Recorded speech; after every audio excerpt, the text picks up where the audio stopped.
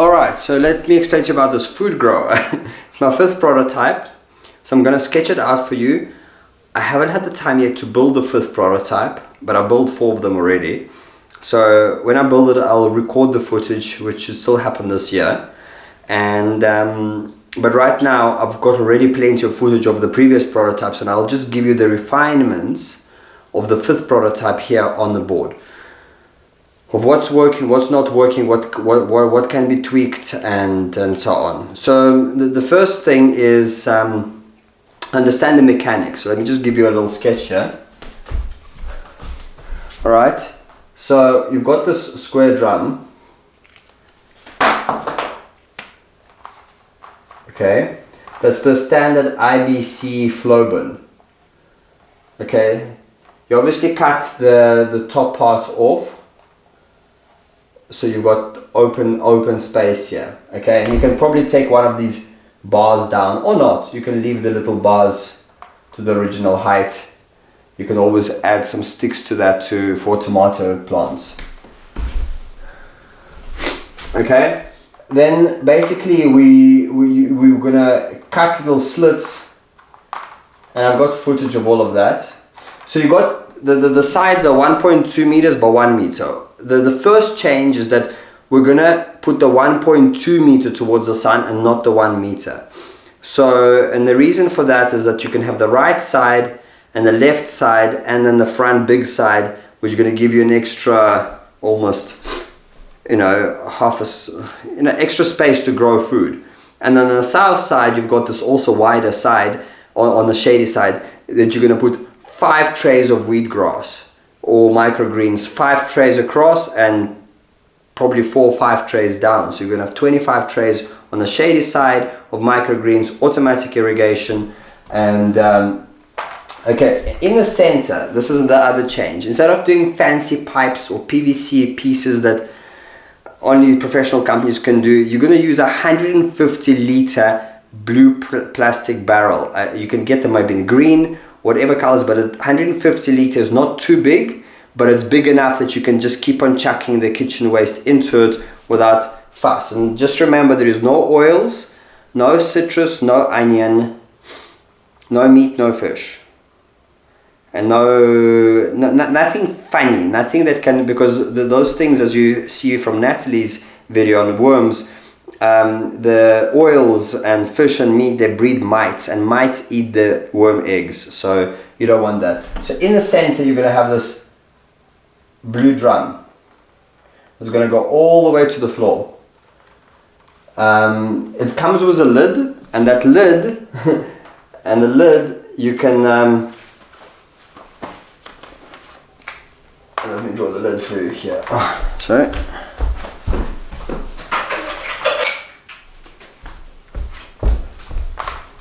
Okay, so here's the lid. On the lid, so you don't have this black spot on top, you can have a little pot plant as well, or a microgreen tray, or a little round little pot plant, so you can have nice little plants coming out there as well. So every single square centimeter of this thing is being used.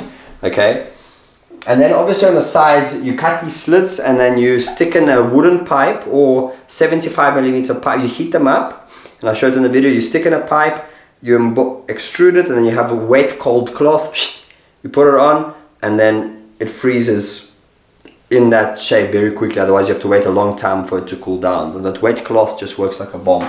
So you have these little pockets that extrude out with lots of plants coming out.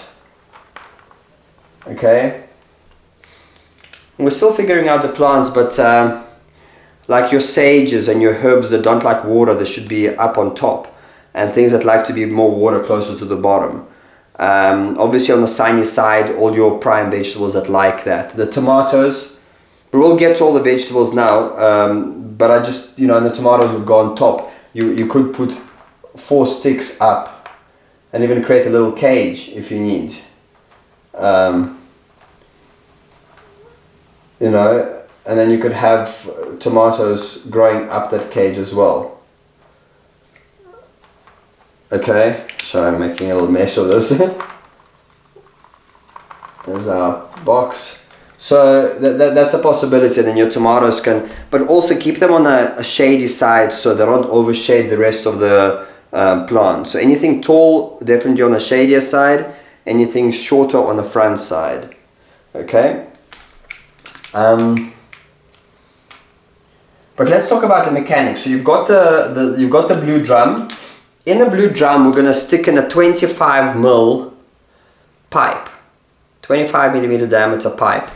So it's going to drive as close to the bottom as possible, and it's going to have a slight angle, and it's going to extrude out.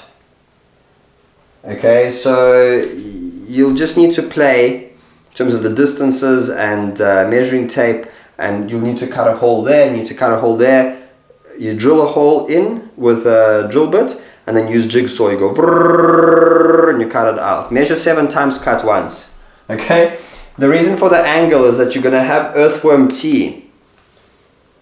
Now, actually, earthworm tea, yeah, some of it can come out here, but we're going to do something else for earthworm tea in this refined prototype. So, in this thing, you will be able to get, and I would stick it to the shorter side, so it's easier to grab. So, it's only literally, because that drum is about 50. If you use the shorter side, it's a meter. So, let's look at it from the other side. Okay, so it's a meter, 100 centimeters, yeah? And then you've got this drum that's 50. So it's only giving you 25 centimeters on both sides. And then it's got the worm tower, the worm pipe. I would probably even put it a bit lower. And, okay? In fact, you could stick it in as low as possible. Because the earthworm tea then, so let's say if that's the bottom of your drum, the earthworm tea will collect here and it will drain out because it's an angle all the way there. Okay, but we can do something else for earthworm tea, and I'll plant some ideas and you can just, you know, play with what you feel comfortable. Because there could be still a little gap, and some of the earthworm tea will sit at the bottom and then eventually will go fraught. Smelly, funny. So what I've done is I would put this whole thing on a little block. Okay, I would make a metal tray with sides that's maybe 10 centimeters bigger all around. You can get any metal company to do that for you. Okay. So these blocks will obviously sit there. Any water that spills over, and there will inevitably be some, okay? Any water that spills over will be collected in this tray. That could be 10 centimeters high, the sides of this tray. So it can take quite a bit of water, maybe 50 to 80 liters of spillage. And that water, you could have a little pump here, a little pump that will, a little bulge pump. You could have a little bulge pump, which is a pump that is used with a solar panel. If you position it, a solar panel to, let's say, morning sun, as soon as the morning sun hits it, it'll go and it will pump the water and give you, you could put a little sprinkler with it. Or you could arrange it all the way to the top of this and then have water coming down onto this box and irrigating it every morning automatically as soon as sun hits it. And you could put a little panel, tiny little panel, maybe on the south side, on the shady side, just a slight angle or whatever the angle is of the sun, you know, with some cable ties or something. You can drill through aluminium sides and put 2 cable ties here crisscross, 2 cable ties here crisscross, position it on your box. This box could be a whole another cage. A cage that these drums come with. You could stick that box on top, and which will run like this, and you could have your greenhouse clear fabric on it, and this becomes now a nursery for winter time. So I haven't tried that yet, but that's a really cool idea because these drums are so cheap. They're $30 here in South Africa, so you can get 2 drums. In fact, the actual drum can be used in the ground to make your waterproof wetlands, so you use that. And the cage you don't need, so you put 1 extra cage on top, and this drum you leave with the cage to obviously support all the soil. Okay? The bottom of this drum, I would put a bit of gravel, maybe also about 10 centimeters of gravel, right around, not inside the blue drum, but inside the everything else. The gravel will allow the soil, the drainage to happen. And then I would drill a couple of holes at the bottom, maybe, I don't know, 20 holes, 1 centimeter, to let the gravel and any excess water to drain out. In fact, your earthworm tea can also drain out in this tray. And now you've got a tray that's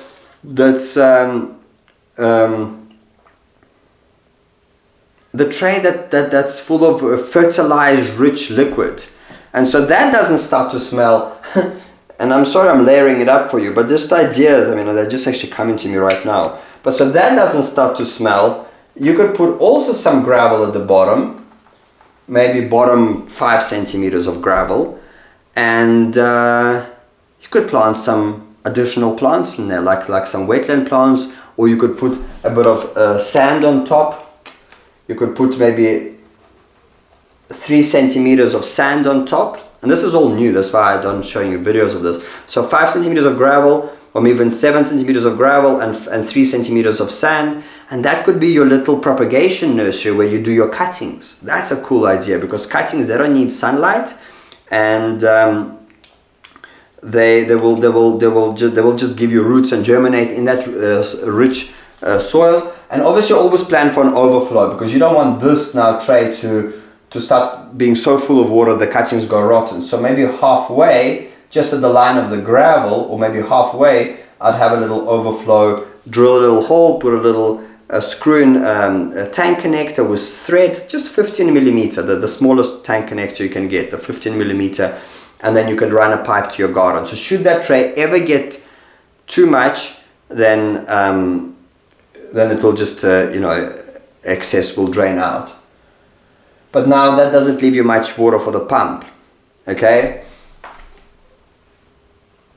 So around the pump, always remember that it would be good to have some rocks, big rocks around the pump, because then it can take some of that water. And you need to position your panel that it just gives you a few minutes of sucking, and then this thing irrigates and that excess water drains out.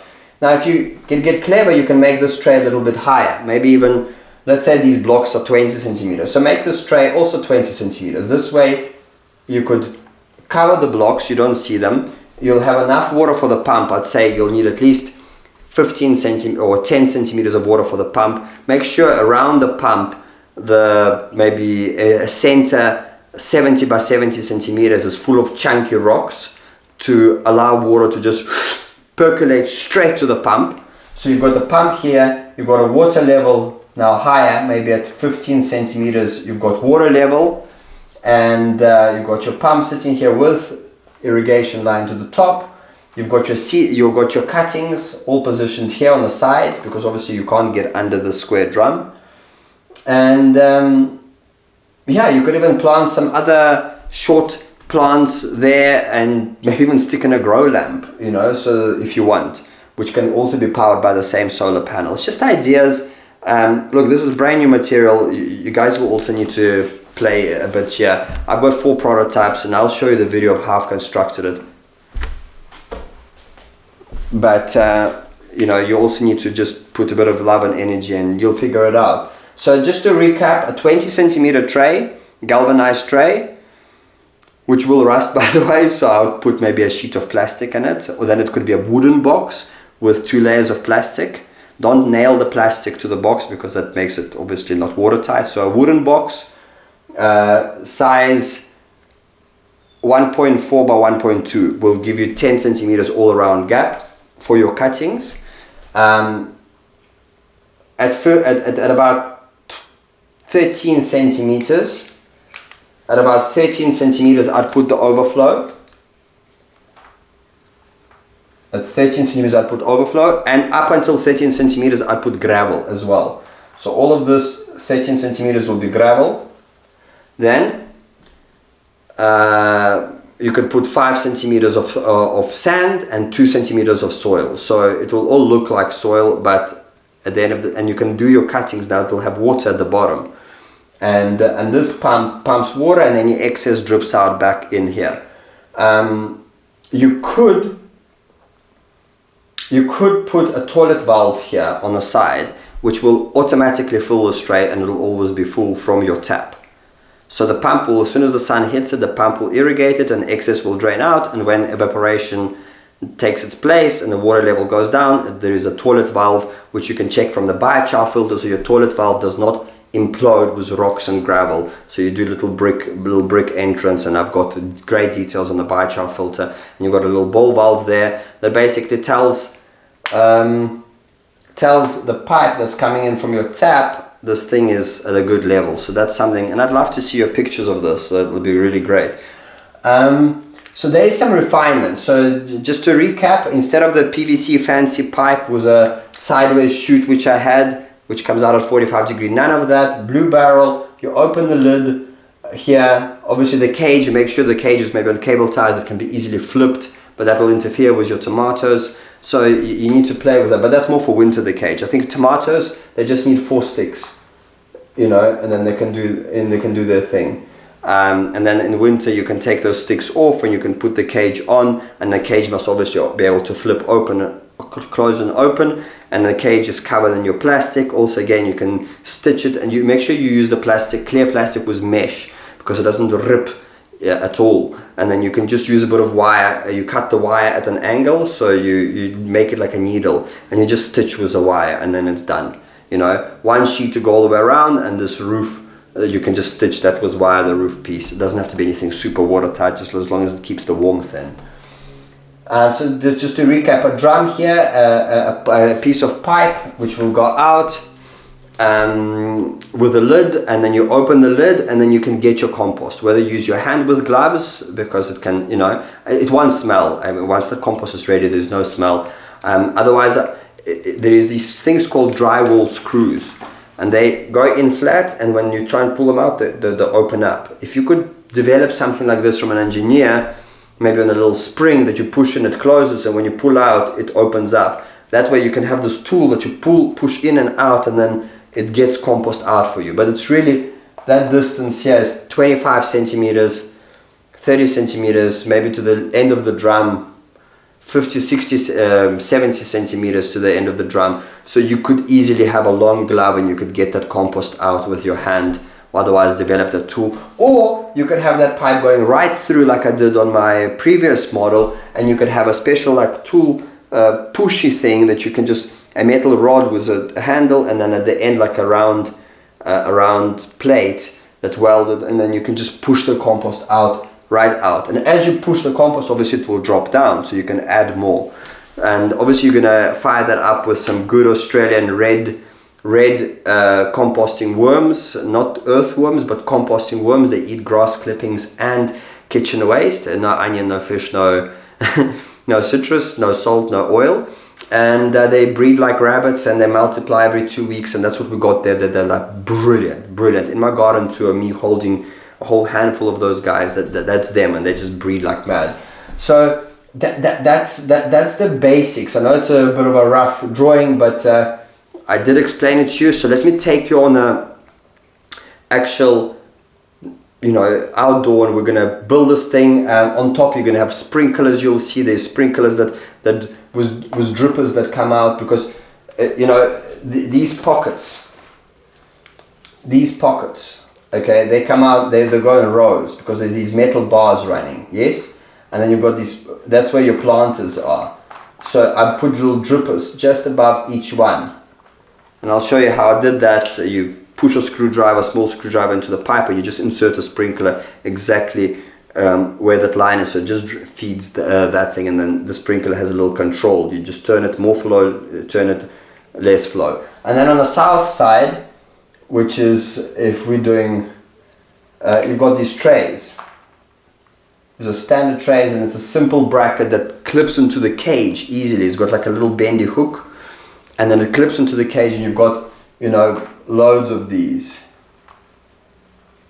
okay, and these are all your microgreens. And here I've got a tiny little sprinkler that sprinkles 360, and you get these little valves for those little sprinklers, and I just close the valve to the same point, so I've got sprinkler stands here, so just sprinkles water on this tray, and it obviously drips all the way down. So and I've got, no, you will have 3 of them, because you'll have one tray here. Let me do it another color. Have one tray here, have one tray here, have one tray here. 3 trays will fit on that 1.2 meter side, and then you'll have 3 of these little sprinklers standing, and then they just irrigate right on top, like minimal wastage, and then that drips down. In fact, I would extend the tray, this tray, I would extend it to this, to include these ones. So these are about 25, so, and that's 10, so it's 35 plus a meter. So 135 centimeters by 140. Go 1.4 by 1.4, you won't go wrong. Definitely not. So by 20 centimeters high, the tray. Then you've got gravel. Your gravel is at the same level as overflow. So overflow will be just below the gravel. And that can take that water to a nearby tree or whatever. And so that's 13 centimeters of gravel. And around the pump, put rocks, about 70 centimeters of rocks. So about here to here, you'll have chunky rocks. And there's your pump will sit here, chunky rocks, which allow water to come quickly to the pump, because gravel backslogs the water. And then you position your panel like that. Okay. Sun is here. Yeah. And your tallest plants will be here, and make sure they don't over creep over your panel either. And yeah, and as the sun hits the panel, the pump will irrigate. You could have a little sprinkler here, for example, and it will just irrigate down, and it will be a self-sustaining system. And the earthworm tea will drip into the tray, and then that's the water that you're going to irrigate from. So this is the 5th refined version of a food grower. You can make it yourself in a day. It's a super easy, super fun project. I don't think it's going to cost you more than $100 to $150, no matter what country you're in. Maybe America, you guys, and UK, but more price here. But really, it's like $150 for everything, including the drum. Maybe with a tray, an extra $50 if you could maybe get something scrap. But you can build a wooden one as well. So you know, as long as you line it with plastic and maybe varnish it from outside for outdoory varnish, you know, that'll last you well. Yeah, so that's that. Let's go and build this thing, and I'll show you step by step how we're going. As I said, when I actually build this 5th prototype, I'll definitely record it and put it online. It's just mad things now with the shelter course and finishing up the water course. It's just it's been quite busy, working 14-16 hour days, but rock on. I just looked at the screen, and the previous drawing looks tad too small, so, and a bit messy. So I just redrew that for you, just so you know that I take pride in my work. So here it is. It's not in proportion, and these legs are not going to be so long. We're talking about a 20 by 20 centimeter, those concrete blocks, 4 of them. You could even use, depends on the height you want it. If you want it slightly high, you can use, because it's 20 by 20 by about 40 high. Or you can put them 20 by 20 down if you want the food grower slightly lower, because as it is, it's 90 centimeters plus those 20, so it's going to be about 1.1. So it could be 1.3, but then there's less bending. So just play with it, whether you put the block up or whether you put the block on its side. But here it is, okay? Here's the tray, 20 centimeters diameter, okay, 20 centimeters height. Here's the overflow at 13 centimeters. Remember that your gravel is at the top of the overflow level. So water will go up to the top of the flow, and then the overflow will drain to the bottom of the overflow, leaving the sand dry and the soil dry.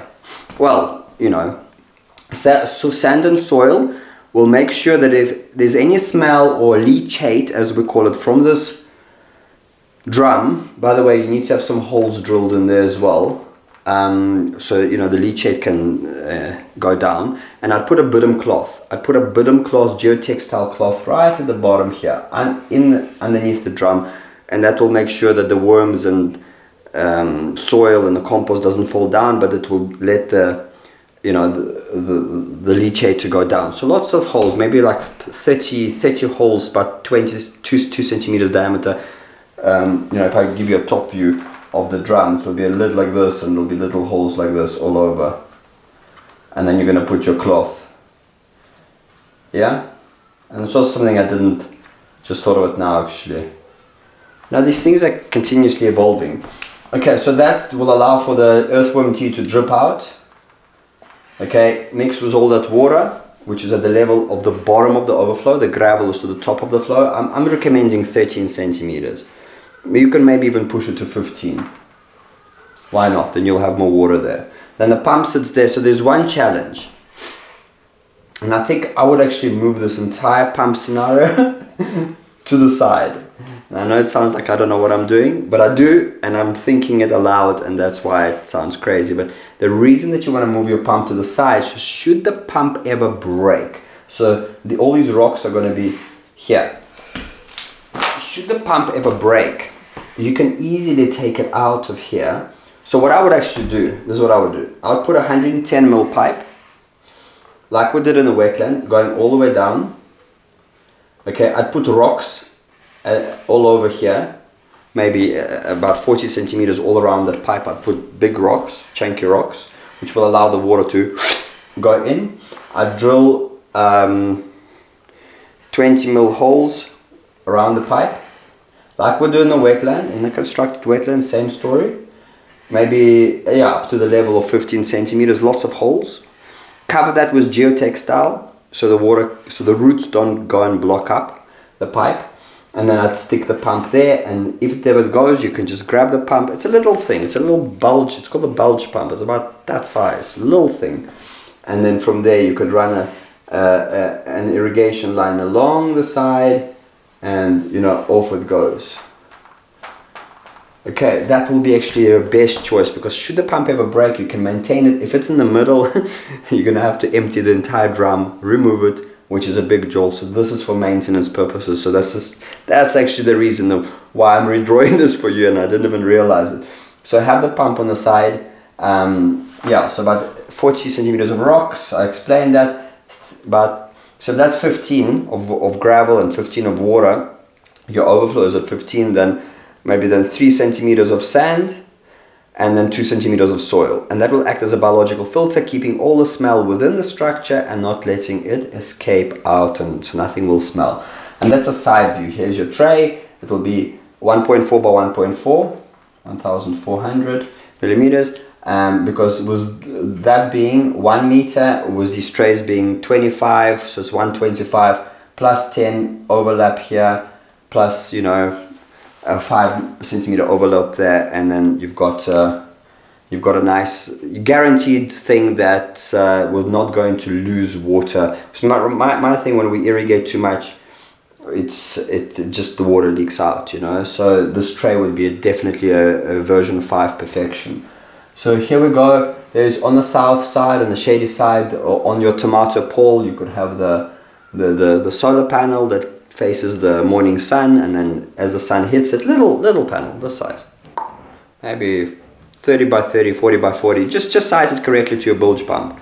Tell at the shop this is what you need. You want to push it 1.2 plus an extra maybe meter. Yeah, you want to push it to about 2 meters high. You tell them you want water to go 2 meters high, and you want it to have a little bit of a spray so it can cover 1 square meter of area in spray.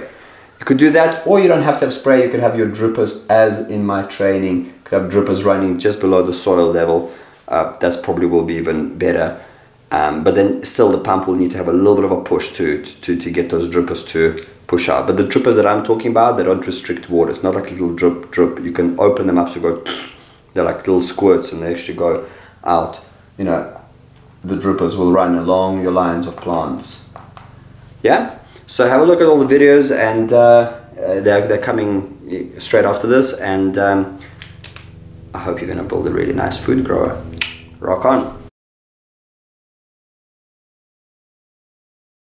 Here's a compost chute that we're just installing, a proper, not gimmick size. So we've showered it from one end, and now we're going to dress the sleeve. Let me show us.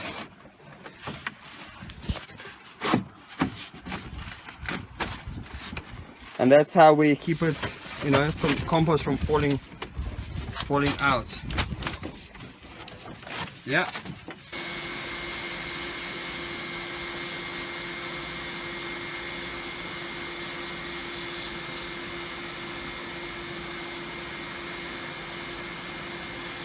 That's good.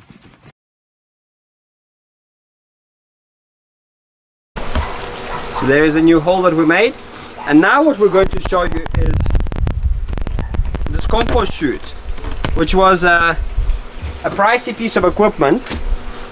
Damien, come. So we're going to be putting paper around it. So when we fill this whole drum with soil, all the soil is not gonna fly into our compost chute, and the paper will biodegrade. So we're just gonna use a bit of cotton or hemp string that biodegrades, or masking tape, but it's got a little bit of glue, I guess. So hemp string or cotton string. We're gonna wrap the paper around this chute, and then we just tie it up.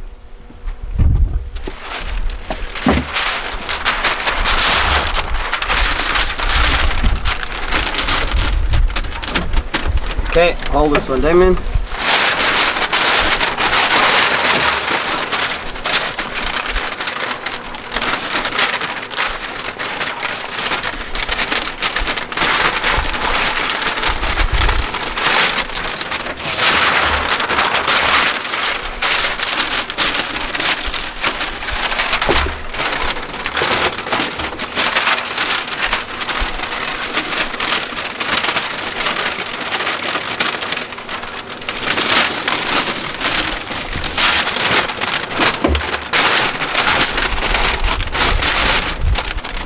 Okay, and you can go all the way around and just do one spiral.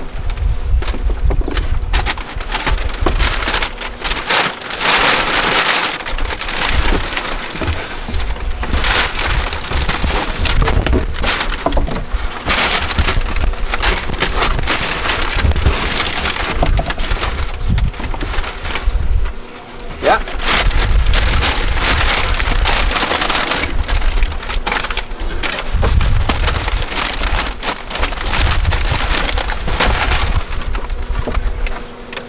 That's it. So now we're just gonna tie it up.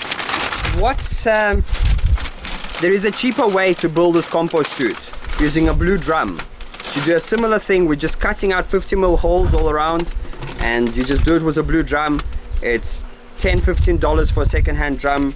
It was 200 liters, and it's perfect because inside there with grass clippings and kitchen waste, real soil gets made, and it'll take you quite a while to fill that up. Yeah, so I'll show you this in detail, but for now this is what I've got.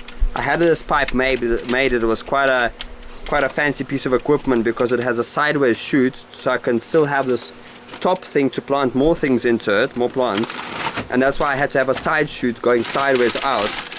And but it was very expensive. I mean, in South Africa it cost me $300, which is quite a bit.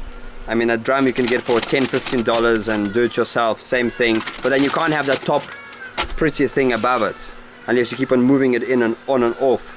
Another blue drum, for example. So you can do this for way cheaper, but you know, I was going into Expo, so I wanted to impress others, I guess. But for a low-tech DIY, no need for this fancy chute. This was a PVC pipe. Yeah, so here it is. It's ready for planting. Made the holes. If you're wondering what's going to be happening here, I'm going to have wheatgrass trays. The shady side, the parsleys love it, the tatsoi likes it, some Chinese cabbages. Tatsoi is a Chinese type of cabbage, but I'm going to have wheatgrass trays and sunflower trays put onto this thing on the south side, or the automatic irrigation. So I'm going to have a whole sprouting system, as well as possibly mushroom growing in the back. But the sprouts, I have done it, it works. So this is it. We're going to be starting to bring the soil.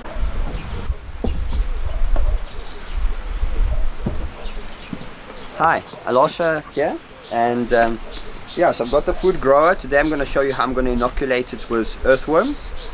And yeah, basically I just went to my friend and collected some worms. Here they are. Don't be afraid. They're very, very cool. So I've got maybe 200 here, and I've got 2 more boxes there from another friend of mine. So basically I started by throwing 1 bucket of soil into the bottom of the straw, just so there's something for them, so you're not throwing raw kitchen waste and worms. So there's some spongy stuff for them just to get it going. There's my paper is wrapped around the chute, not to allow this soil to infiltrate inside, to cover the whole thing up. So you want it empty, obviously. So I'll show you now, but the paper is still there, slowly rotting away. But you know, that's why I need to start throwing stuff in the center, which is your kitchen waste. No citrus, no onions, no meat, no fish. So it's all your peels, your tea bags, your paper, obviously without plastic, and all your other kitchen waste, potato peels, banana peels, pawpaw seeds, alles. You throw everything in there except citrus, onion, and meat or fish. Okay, so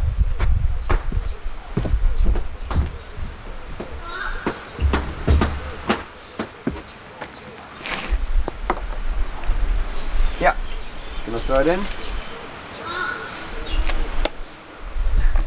Just to show you, there's hundreds here. There they are.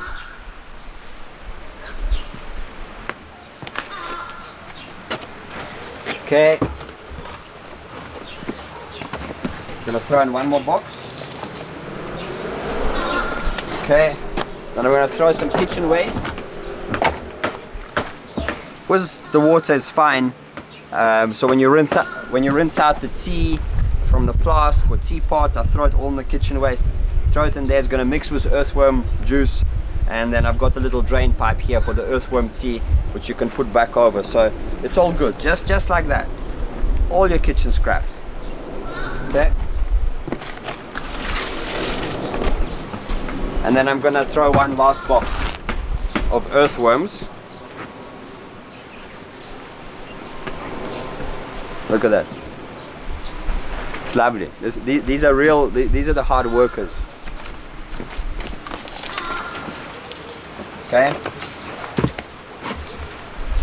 So the plan for now, from now on, is you throw a whole bucket of kitchen waste with a little bit of soil, just so there's no flies and none of that. So it just covers that nicely. And then the earthworm tea will drain out, which I'll show you soon. And then that earthworm tea you can throw over on top of us. And when it's all full and ready, and the compost is ready in a couple of weeks, you start from that big contraption on this side, you start getting the ready-made compost out while you're filling in kitchen waste from the top. Getting compost out, kitchen waste from the top. I'm not going to be adding any more worms. There was plenty of worms, and they're going to replicate.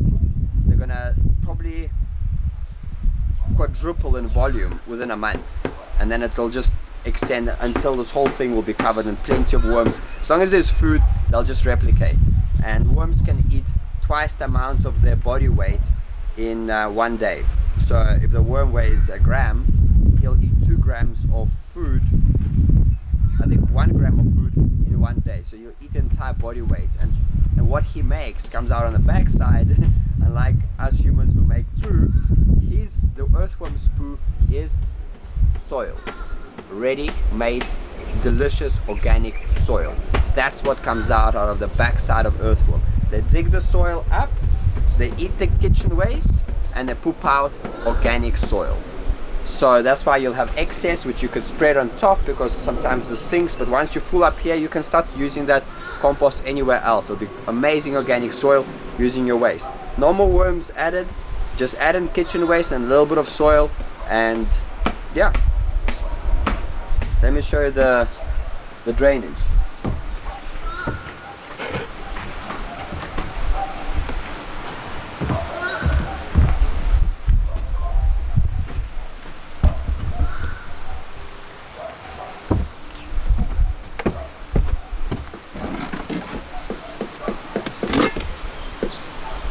Okay, so this is the pipe. I'm gonna add an extra pipe here, a longer one for the earthworm tea.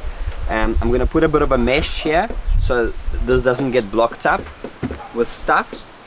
and like a foam type of stuff. Cut a foam the same size, and then I'll have a ready-made earthworm tea just draining out into a bucket a bit lower than this. Yeah, that's it. I mean, it would be ideal if this side thing would be on the other side, but it just didn't happen that way for me. But obviously I'm going to perfect the design with time. I can see what works, what doesn't work, and then earthworm tea will drain out of here, and that's liquid gold. So one step at a time. You can see my wheatgrass is picking up. Got 10 trays here. Sunflower sprouts. They're still moist because this thing is on automatic irrigation, which was the biggest winner I had. You don't need to worry about, you can grow seeds for propagation. It irrigates itself every 8 hours. It's just phenomenal. There, we've been eating the wheatgrass. I produce one tray per day, so really like full high production. Yeah, enjoy.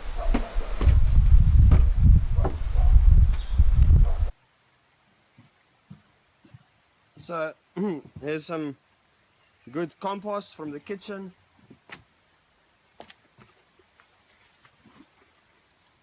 Just feed it in. 2 buckets. Also good to have a little thing of soil nearby ready, because soil acts as a natural biofilter. That was grass clippings. So any smell can be prevented by covering like 5 centimeters of soil.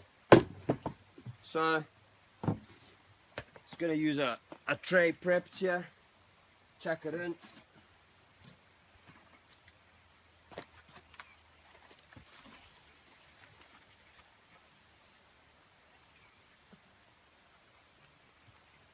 And then you close the lid.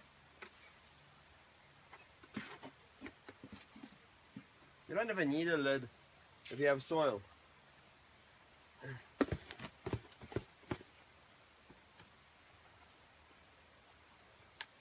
That's it.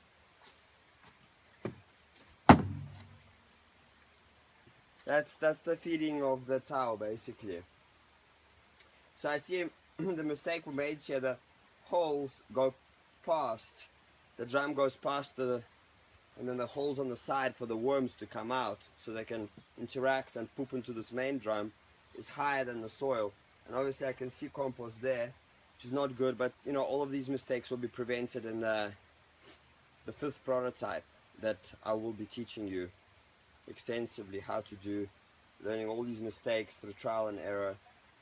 So you're sure to get the best of what I've got in terms of what I've experimented with. This is a fourth machine we made. Yeah. But the worms, we talk about worms, they're in my other worm bath. Let me show you.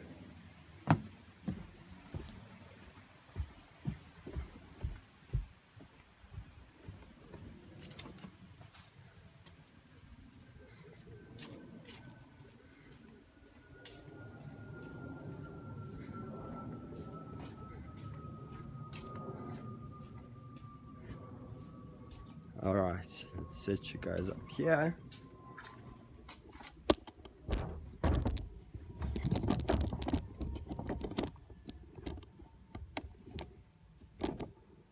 Okay, so this is a square drum, cut off square drum.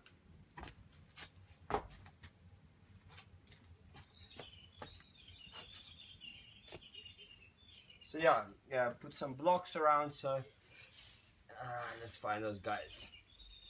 There you go. I don't even need to go far. They're all here, right at the top, waiting for more compost.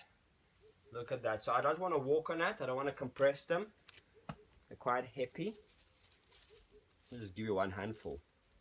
Look at that. Loads. They're everywhere.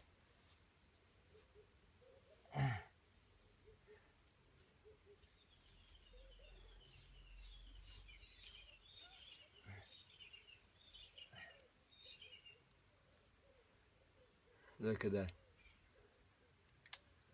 at that, loads. So basically what happens here is I push the grass to the side, find a hole, and I excavate, put the soil to the side.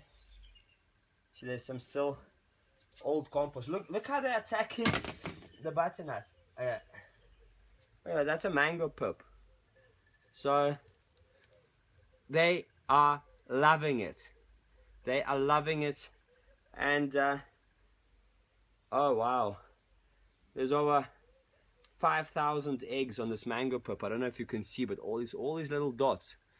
So through a bit of observation, I'm learning just this observation, that worms love breeding around like cocoa peat type of mossy, not mossy, but hairy, like this mango pip is very hairy. This is their breeding zone. I mean, by me taking this seed alone to my food grower, I'm guaranteed to have, like 5,000 worms within a month.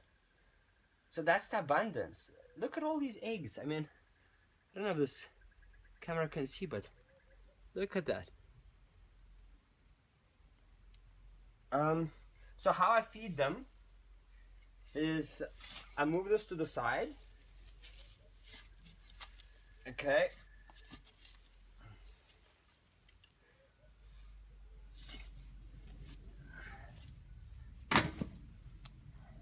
I mean, you don't even have to touch it, but gets a bit smelly there, but there's obviously no smell. And look, I didn't have to touch it, so you don't have to touch it, but here we go. Old sweet potato with apple peels, thank you very much. What do we have here? Mangoes, bananas, apples, thank you very much. So no oil. Apparently it makes mites that the earthworms don't like. No oil. No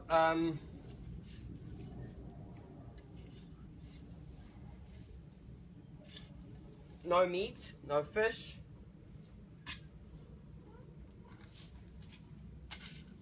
So actually I like to put the grass on top as a last layer. So I'm just going to open it up. So again, cover it with some soil.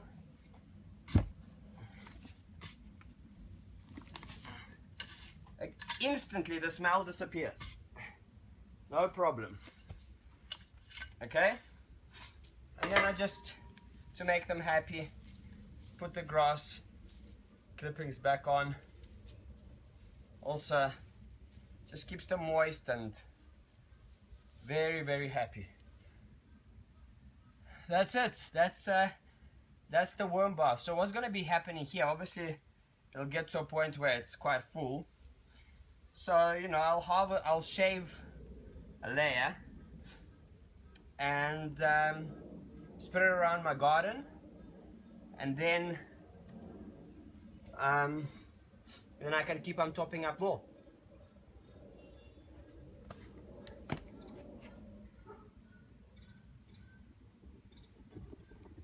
I don't know if you see, that's it.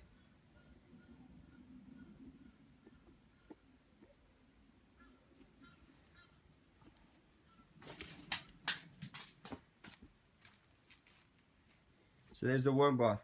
And of course there's got a pipe at the bottom that drains all the earthworm tea automatically. So also if I want more earthworm tea, I can just water this thing a bit. And avocado trees coming out. Another tree, it's just abundance. And it's a little bath. So we're gonna top up the rest of the soil, and maybe even plant one or two things in the corners. Some creepers that can cover this up, that you won't see it's even there.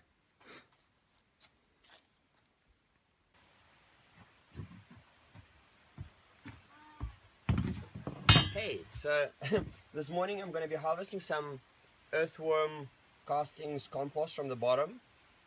Because of the way I designed this chute, I'll be using this tool, which has got like a little spokes. You probably don't even need the spokes, but you just need a flat surface you can push. The pipe goes right through. It's at an angle. So what I did was can have a mesh. First of all, to harvest compost tea, because the pipe is at an angle, all the earthworm tea drains out. Okay, so I've got this mesh, and then I've got a pipe here, and the mesh is so the pipe doesn't get blocked up from all the compost, you know, earthworm poop, which, by the way, doesn't smell at all. Okay, so the mesh is here to protect, and then the liquids, they just come out to a bucket that's lower, gravity dripping into a bucket that you can now, that's like liquid gold. So, but besides the liquid gold, let's get the solid compost. So it's a bit wet at the bottom, again, no smell. I see quite a few earthworms, but I just want to show you. I'm going to go from the other side, which you can't see, but the pipe basically ends up there, and I'm going to push it out, and let's see what's going on. I haven't harvested for months, so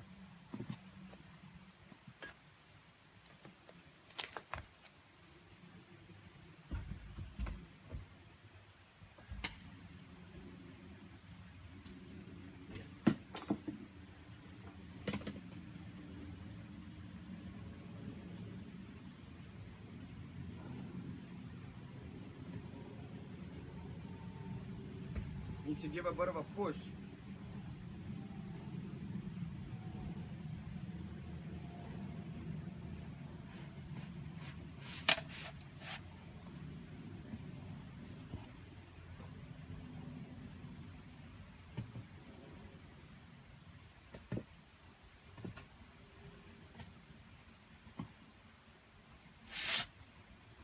Now, if you can see anything, it should be coming out if this pipe is long enough.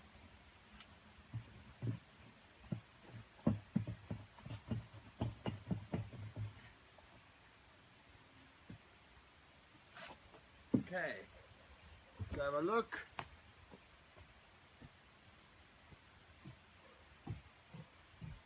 There we go. Look at that.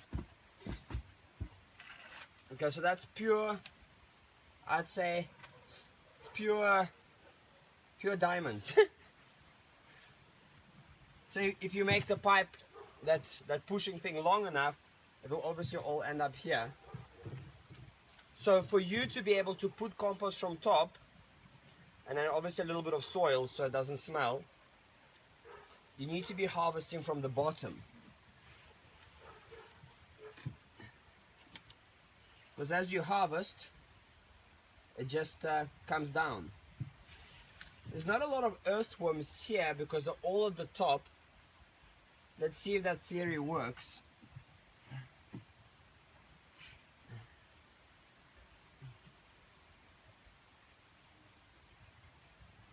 Lots of eggs. Here it is. Lots of little worms. There's one guy. But let's see where the worms are. There must be somewhere. So I'm gonna get it from the top. Let me just move the camera. My hands are filthy. No, they're not filthy. They're full of awesomeness. There you go. And look, this is way over designed. This is expensive and not meant for an average folk. You know, I was designing a product in my model that I'll be presenting to you. It's way simpler, super cheap, and you'll be able to do it yourself in one day, the whole thing. Okay.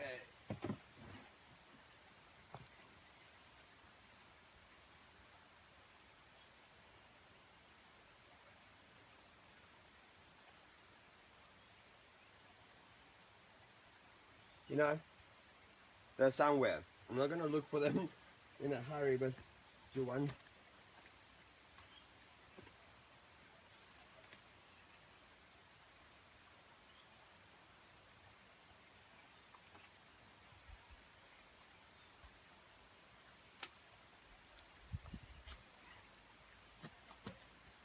I also need to feed them because you know what I'll do? So I'll go get some compost, I'll feed some earthworms, and in about a week they should be all around, and I'm gonna dig in there. So I'm gonna go and put a few buckets right now.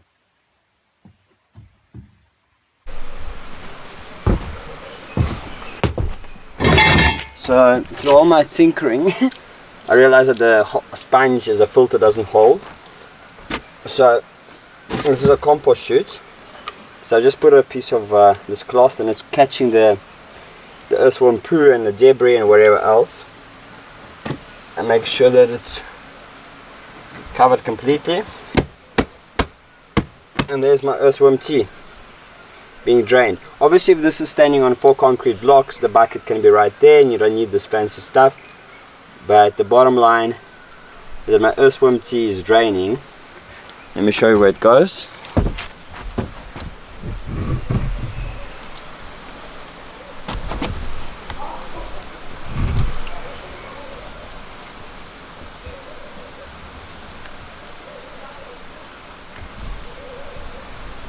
There we go. Now it goes to a bucket that's standing right there at the bottom.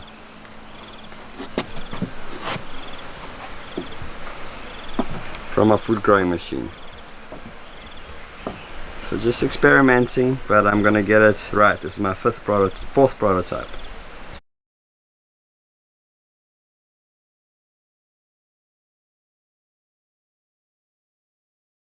So now I'm going to show you how to make your own food growing machine.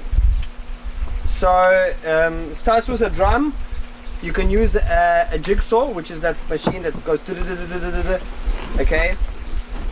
If you want to make any cuttings with that machine, you need to have a little pilot hole. So you know, you could draw your lines, have a pilot hole with a drill, and then you go with that machine through the pilot hole and you cut across. Okay. I don't have that machine today here. I've got the angle grinder, big or small. It's quite a dangerous tool. So, but yeah, so I'm just gonna do one hole for you. Make sure you've got steady. Whenever starting the angle grinder, always start it like this, because if the blade is broken, if you left it somewhere at funny places, the blade could split in all directions at a lot of revs per minute. So always start, because you've got this protection, so always start it away from your face like this.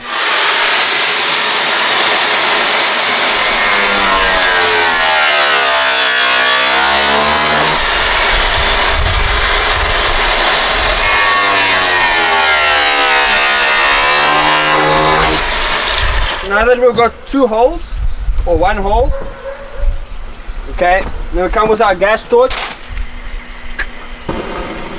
Okay, now that you got your 2 holes cut, just warm it up gently all the way around. It's better to do this on a sunny day, because the drum is already warmed up by the sun, because this morning it was taking quite a long time. So give it a good warmth. Depends on the temperature of outside, between 2 and 3 minutes. And don't shoot it at one spot, because it will make flame and toxic smoke. Don't breathe in the smoke.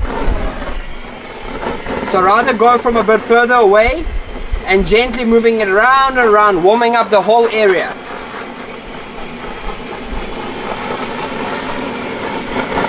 Okay?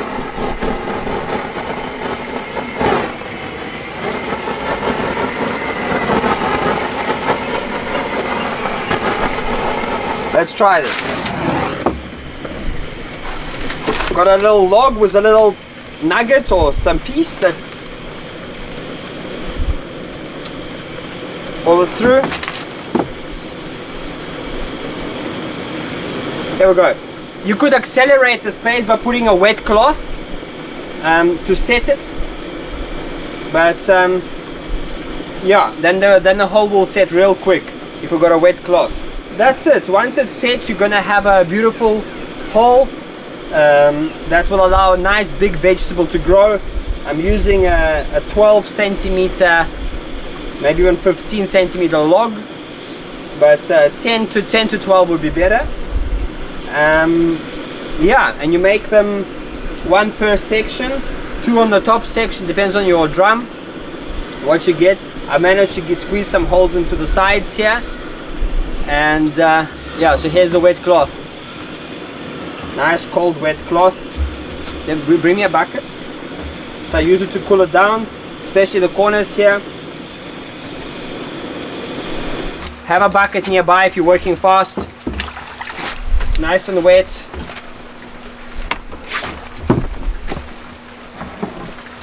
Nice and cold. There we go. And here's the hole.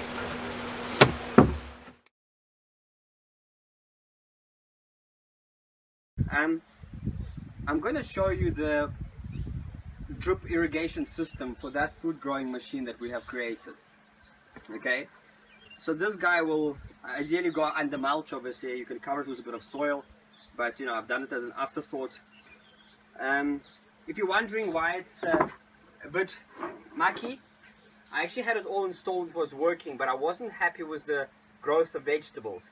Hence I was enlarging all the holes a couple of days back. So the holes are now about this size, so when your spinach grows, it can bush up nicely. But proof is in the pudding, and give it a 3 months and then I'll show you what that guy is capable of.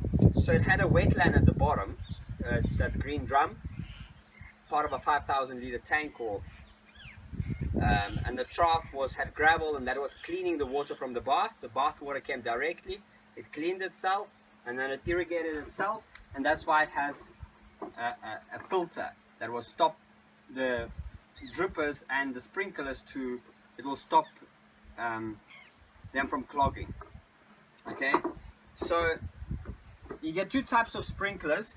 You get a sprinkler pipe, and there's holes here there's one. So that will be coming in a spiral, and this will do the edge. So these are adjustable sprinklers. You can turn them, and you could have more water or less water coming in. Use a screwdriver, just make a hole. Okay, apologies I didn't have one, but really it's so easy. Just push it with a star screwdriver, a small one, and then these guys, you twist them until they pop in, and it's quite easy. I've already made holes from last time. So, and then you set yourself up, and the reason I made the spacing is on that drum, then if you could just scroll there, on that drum I've got holes at certain distance apart, and they're all in a row.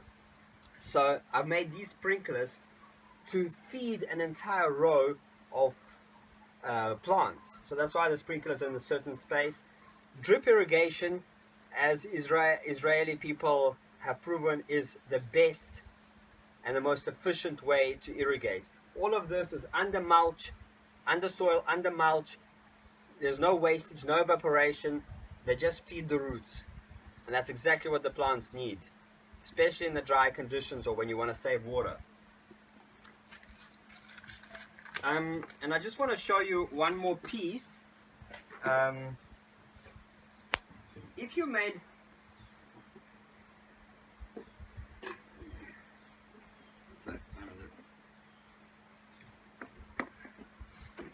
a mistake and you made a hole somewhere where you shouldn't, you get this little stopper, okay, and I use pliers to get them in, and you just pop it in. There we go. So yeah, basically the water is going to come in whichever way, hose pipe or whatever pipe you've got. It's going to come through the filter, which if you're not treating grey water with this, you don't need this filter. If you've got straight municipal water, then you don't need it, because municipal water doesn't have bits and pieces genuinely. And then it's going to go around. I've got a stopper here, and this pipe is going to carry on that side, this side, and then this is just going to twist in the center so the rest of the drum gets fed. Drip, drip, drip. And here I'm going to take the water up that chute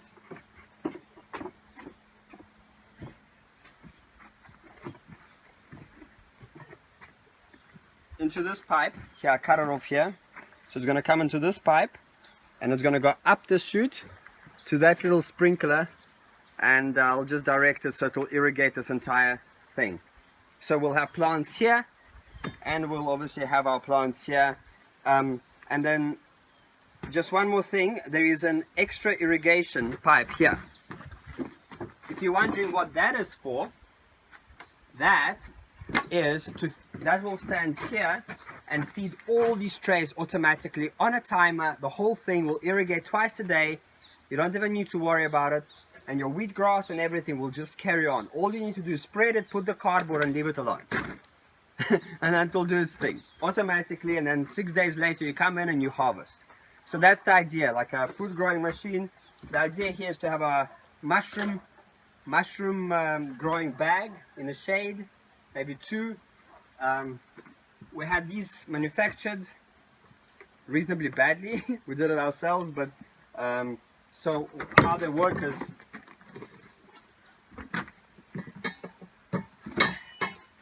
two simple corners, and if I do this again, I'd have a square, a flat bar here going up, across, and there. Measure it right over this, because these round ones, they don't always come right, but this is the idea. That it clips over like that. See what I mean? Yeah. And then your tray goes inside, so you have 1, 2, 3, 4. You've got 8 trays if you're not doing the mushrooms. On the south side where it's less sunny, and then you're growing all your, it could also act as a nursery. You could propagate your seeds for this. Yeah, this is really efficient. Let me tell you, 1, 2, 3, 4, 5. 1, 2, 3, 4, 5. That's 25, 30, 25, 50, 70, plus another 20, 90. About 105 to 110 plants just in the pockets, and then I've got about 30 plants here which will go full size obviously. So 140, if I'm lucky, 150 plants plus a nursery plus the wheat growing and the sunflower seeds. There they are underneath the shoots. They should start germinating soon. There they are. It's coming through. It's coming through. And you know, it's just a food growing machine, and it's not a gimmick. You know, it's going to grow 150 plants plus your microgreens plus a bag of mushrooms at a time, in pretty quick and pretty small space. 1.2 square meters, that's all it takes. 1.2 square meters. Everybody, you can put it on your balcony, but 1.2 square meters is very little space for 150 plants. So that's what we have. And oh, one more feature, of course, we've got the compost chute. Throw kitchen waste in here. No citrus, no onion, no lemons obviously, no onion, no garlic. We started with 2 buckets of earthworms. Then it's got a chute on the sides here, and then it comes out here, and then ready-made compost will come out. It also has a lid with a little tube which drains the earthworm tea, which you can have a bucket lower by. There's the chute. I'd put a bit of bidum cloth here so this doesn't block up, and then this tube can obviously go to a bucket lower, or if this is on the soil, you'd have a hole dug down with a bucket, and then you've got earthworm tea that drains out automatically. You start the compost with 2 buckets of earthworms, and you just throw your kitchen waste. Maybe a little sprinkle of soil and on top, just a little bit, just so you don't have the flies, and that's it. No smell. Earthworm tea drains out. Use it fresh. You can put that water back over, so there's no wastage at all, and it grows your organic food using your kitchen waste. And with a wetland, with a little wetland which is the same size, it'll use your bath water, and it'll take water from that drum and irrigate itself. And that's what I had, but the drum was underneath this, so it's quite a nifty piece of equipment. I hope you enjoy it, and speak soon. Hey, how's it? So just want to show you so my cheap timer that was a circle disc only has 15-minute slots. And 15 minutes for these trays For that should be fine because it's drip irrigation and I can control the drippers. But for these guys, they're just losing too much water at the bottom. You know, even if it was 10 trays, 15 minutes. So I want to reduce the flow rate. So I've got this mini little valve that I'm going to try out now. So just a kitchen knife or scissors, yeah, somewhere on the side here. Ooh. And you just push it in.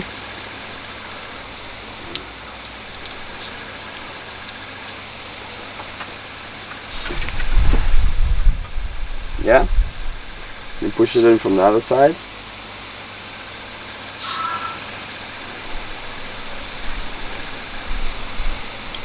Okay, so now with the valve I'm able to control the pressure. So that's off, that's full. Yeah, I might even change the sprinkler because this is directional down like this at this angle.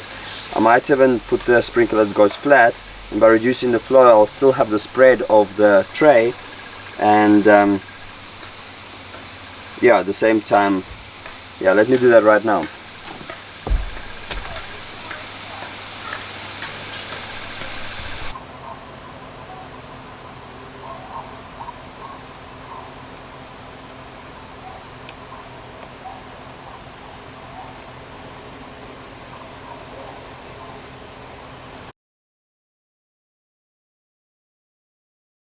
So we're tidying up our food grower just to show you how long the tomato vine is, and it's full of tomatoes. I think it's reaching close to, yeah, sure. And look at that, spinach just gone up. It's completely covered the window, so the food grower can become an entire veggie garden for a whole balcony. Yeah. In a flat. Yeah, it can. It can. Cover the ceiling and with spinach and...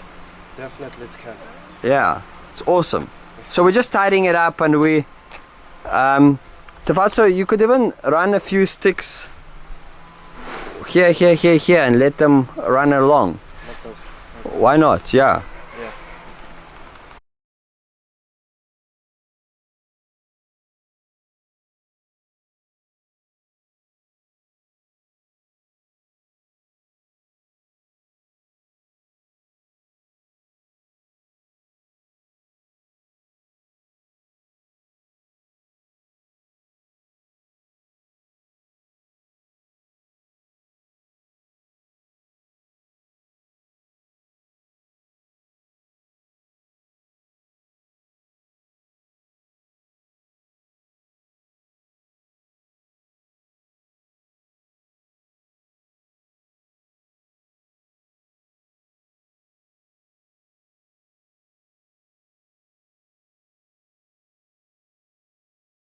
Cheers to water self-sufficiency and beyond.